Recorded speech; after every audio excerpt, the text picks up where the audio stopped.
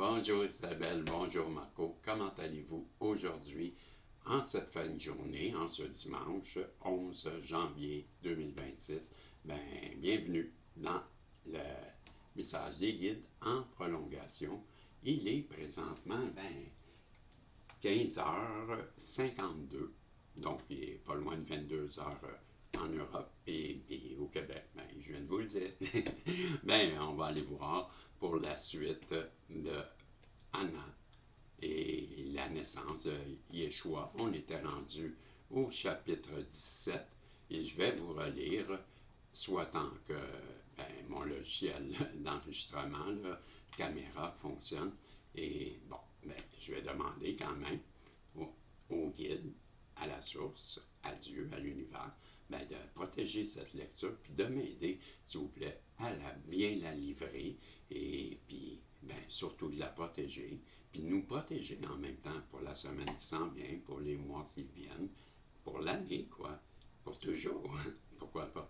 Oui, on a confiance en vous, et on vous aime, et on est reconnaissant de tout ce que vous faites pour nous, puis pour ça, merci, puis à vous, je vous dis, bonne lecture. Bonne écoute, je devrais dire. Je reprends juste un peu le 17e chapitre, les 3 dernières phrases. Cette période allait être une des plus insouciantes de nos vies. À l'occasion, nous présentions les défis qui nous attendaient et cela ombrage. Je l'ai mal lu, me semble. À l'occasion, nous présentions, je l'ai bien lu, les défis qui nous attendaient et cela venait ombrager nos jours. Mais c'était rare, très rare. Chapitre 17, la conception de Yeshua dans la lumière. Cela eut lieu dans les dernières semaines de juin, à l'an 5 avant Jésus-Christ, tard dans la nuit, juste avant le lever du jour. Joachim et moi étions allongés sur notre paillasse quand une immense lumière descendit vers nous. Dans cette lumière se tenaient 4 anges, Michel, Gabriel, Raphaël et Uriel. Puis nous fûmes happés comme dans un tourbillon et amenés dans une grande chambre remplie de lumière. Je reconnus cette chambre comme étant celle où nous avions séjourné lorsque nos enfants avaient été conçus dans la lumière. J'aimais penser à cette salle extraordinairement belle comme étant l'une des nombreuses salles de la cité de lumière que j'appelais la Nouvelle Jérusalem. Nous fûmes heureux d'apercevoir Mariana et son cher Joseph entrer dans cette chambre. D'autres membres de notre famille directe et de notre famille élargie suivant près de nous et au loin entrèrent aussi, Parmi eux figuraient Marie de Magdala et Joseph d'Arimathie et Tibitha et Isaac, Rebecca et Siméon et Noé qui se tenaient à côté d'une belle femme non identifiée qui portait de longs cheveux blonds roux. On nous informa que tous ces couples ainsi que d'autres participeraient à la conception dans la lumière afin que les âmes qui allaient jouer un rôle de premier plan puissent faire leur entrée. Que de choses fabuleuses et merveilleuses nous avons entendues et vues. Chacun à leur tour, les 4 anges nous annoncèrent que Marie-Anna et Joseph ben Jacob avaient été totalement imprégnés de la présence du Fils de l'homme. Tout comme Marie-Anna, Yeshua naîtra en tant qu'avatar capable d'ancrer de vastes champs de conscience cosmique dans le plan terrestre. Et de même que Marie-Anna était complètement entrée dans mon utérus sans la semence physique de Joachim, il en serait ainsi pour la conception de son fils. Et exactement comme la génétique de Joachim n'avait pas été nécessaire à l'expression terrestre de Marie-Anna, l'ADN physique de Joseph n'était pas requis non plus, également comme cela avait été le cas de Joachim. c'est ça, oui. J'avais de quoi en tête et c'était le nom de Joseph. Donc, Joseph, Marie, bon, tout est respecté. Je me disais, le père de Jésus, c'est Joseph, et c'est ça, j'avais en tête. Là, j'ai eu un petit déconcentrement, puis je vous explique pourquoi. Et ben oui, c'est ça. On parle bien de Joseph, parce que je pense que c'est Jacob hein, qu'on a dit, ou Job. En tout cas, Joseph Job, je pense, son nom. C'est pourquoi là, que j'ai eu je reprends. OK? Donc, physique, donc l'ADN physique de Joseph n'était pas requis non plus. Également comme Joseph,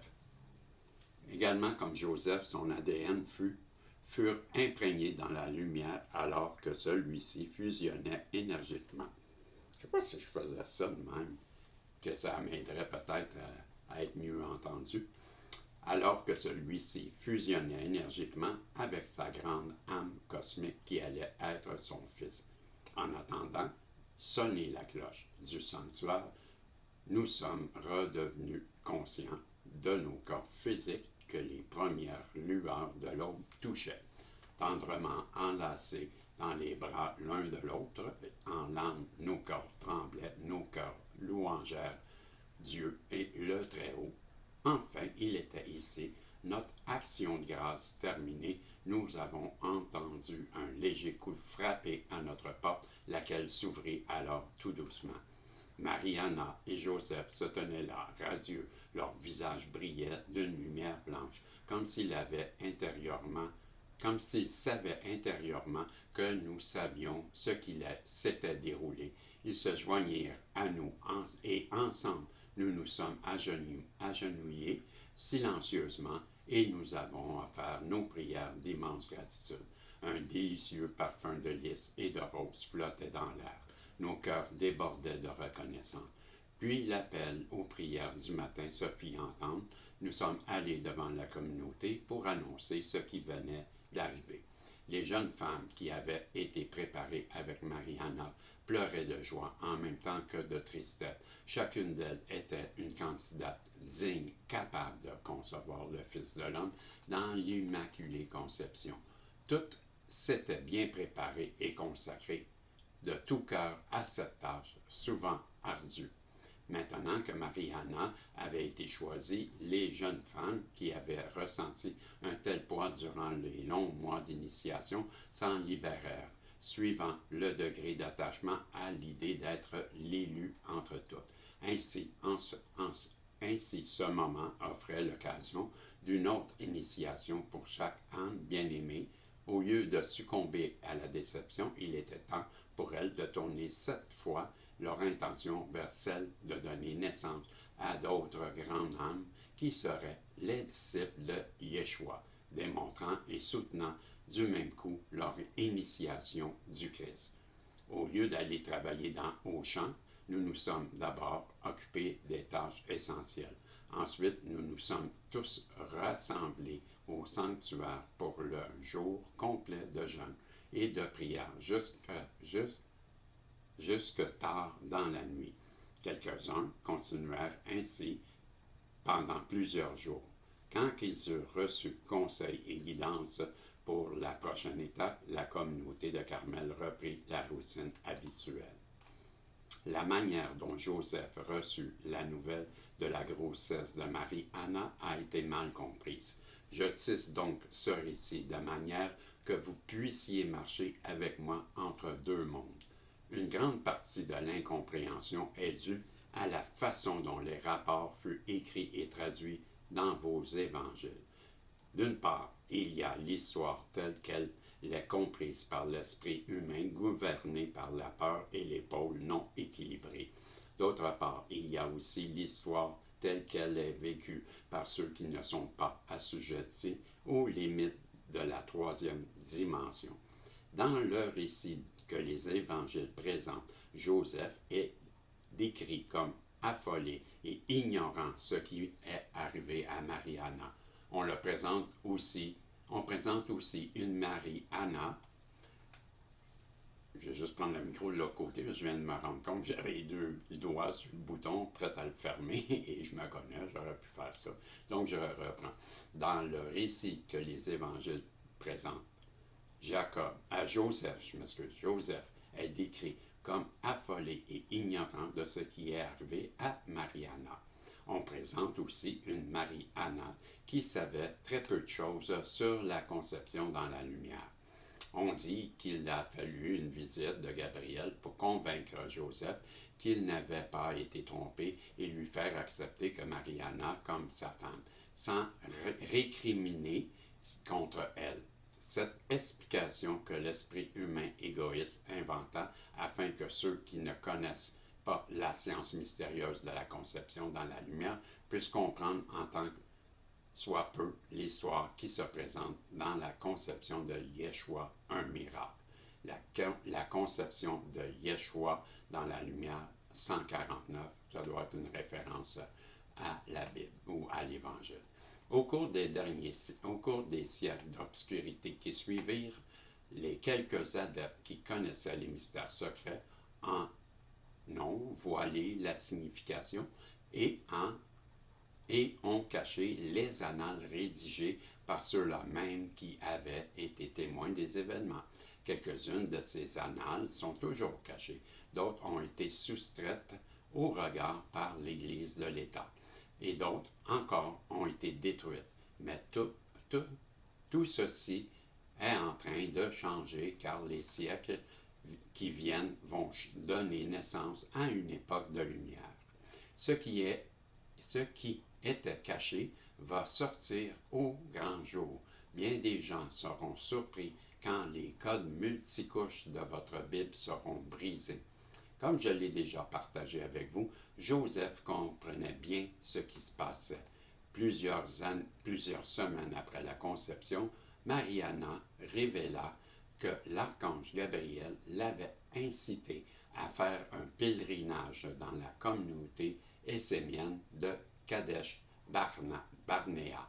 Par la suite, elle devait rester à Bethléem avec sa cousine Élisabeth pendant le dernier trimestre de la grossesse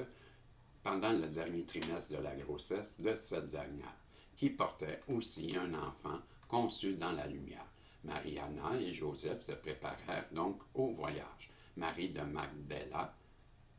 Magdala et Joseph d'Arimathie, Tabitha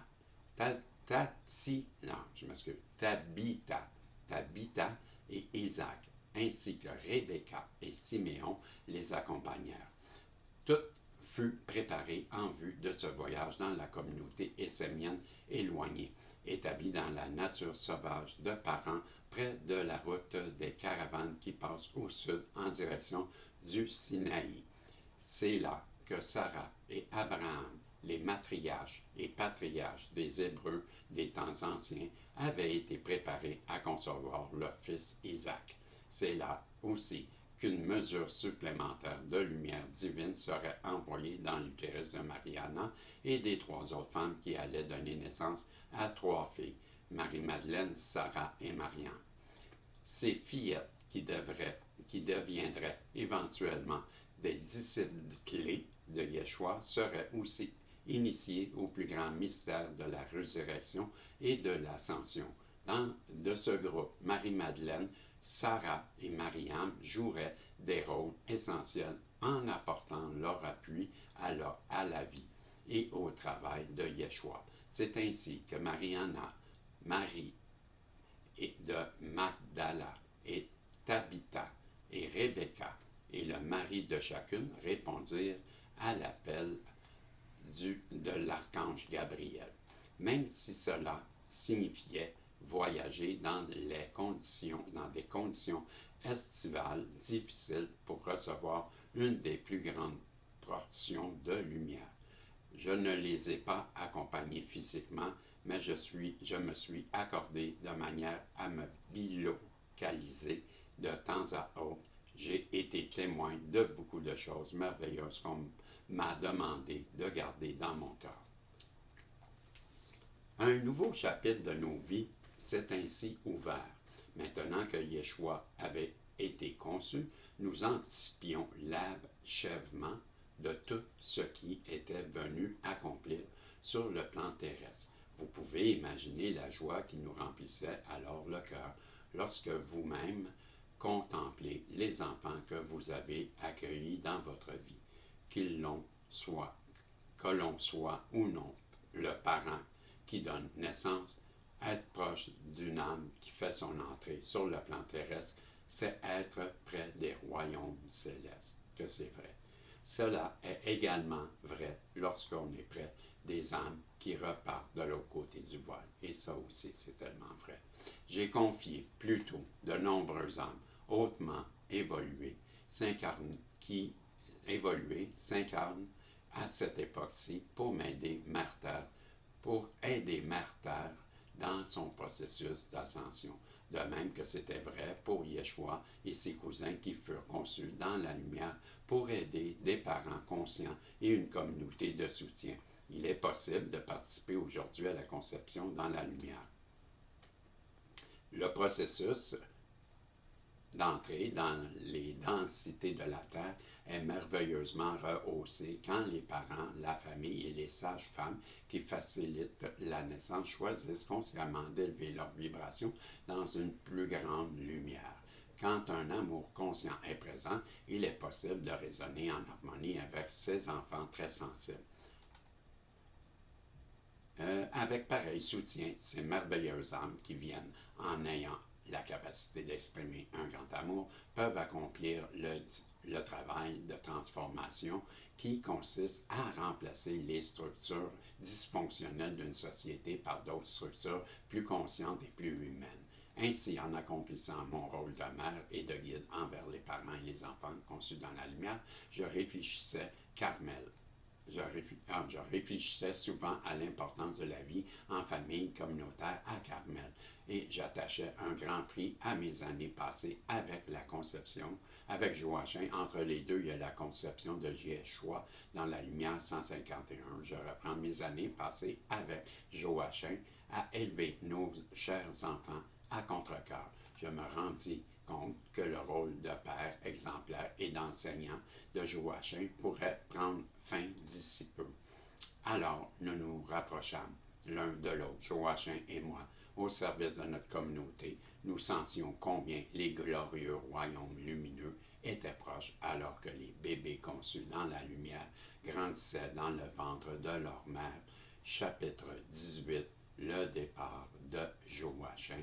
Ben voilà, mes amis, ma belle Isabelle, mon beau Marco, ben on a lu le 17e chapitre et demain matin, on reprendra au 18e chapitre, le départ de Joachim.